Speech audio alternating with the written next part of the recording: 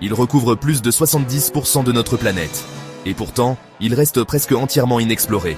Dans les profondeurs noires de l'océan, où la lumière ne pénètre jamais, des mystères attendent.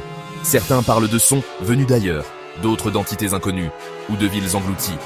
Aujourd'hui, on plonge ensemble dans les abysses, là où même la science se perd.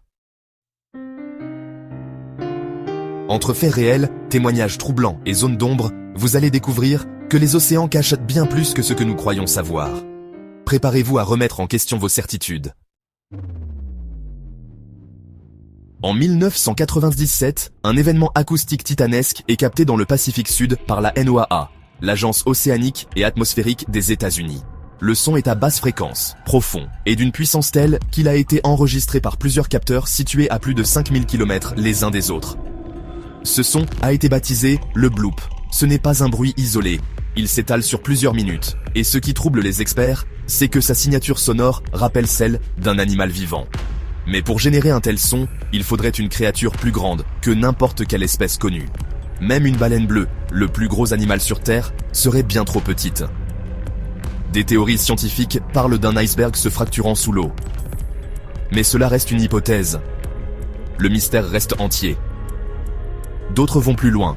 Certains affirment que ce son proviendrait de quelque chose de gigantesque, vivant dans les profondeurs, qui ne s'est pas encore montré à l'humanité. La zone Hadal, c'est tout ce qui se trouve à plus de 6000 mètres de profondeur.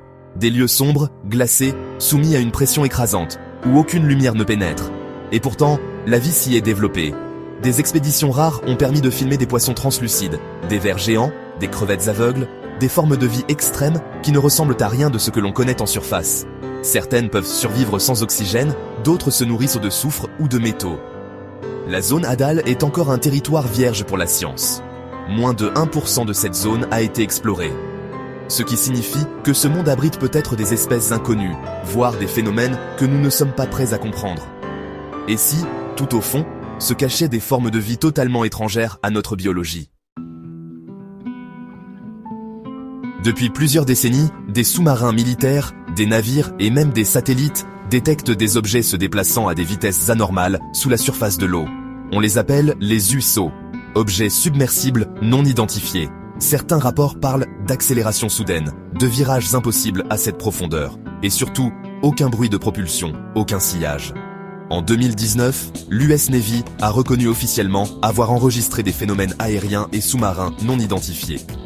Cela ne veut pas dire qu'ils sont extraterrestres, mais cela veut dire qu'ils ne savent pas ce que c'est. Et si ces objets venaient des abysses plutôt que du ciel?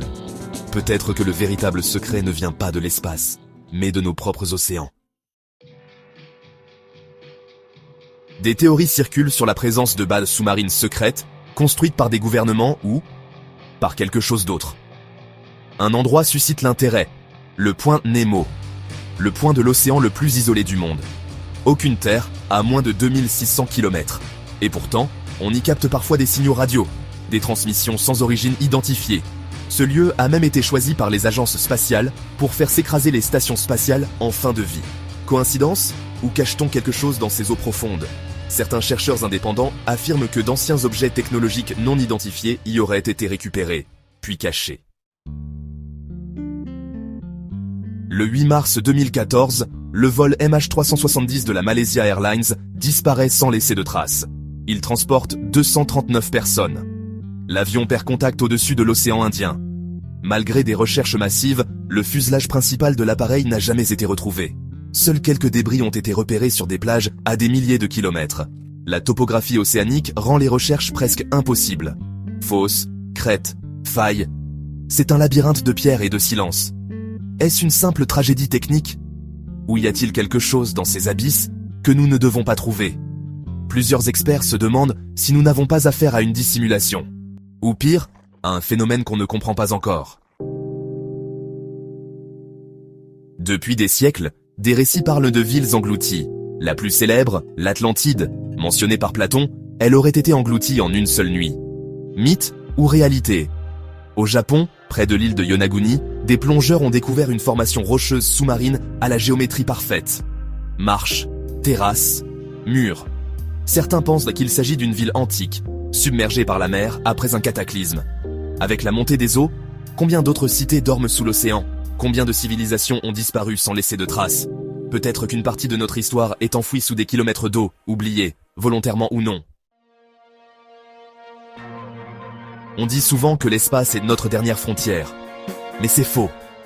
La dernière, la plus obscure, la plus insondable, c'est celle qui se trouve juste sous nos pieds. L'océan n'est pas silencieux. Il parle. Par ses sons, ses mystères, ses disparitions. Mais sommes-nous prêts à entendre ce qu'il a à nous dire? Ou préférons-nous rester à la surface, loin de la vérité? La prochaine fois que vous regarderez la mer, demandez-vous, que cache-t-elle vraiment sous ces vagues?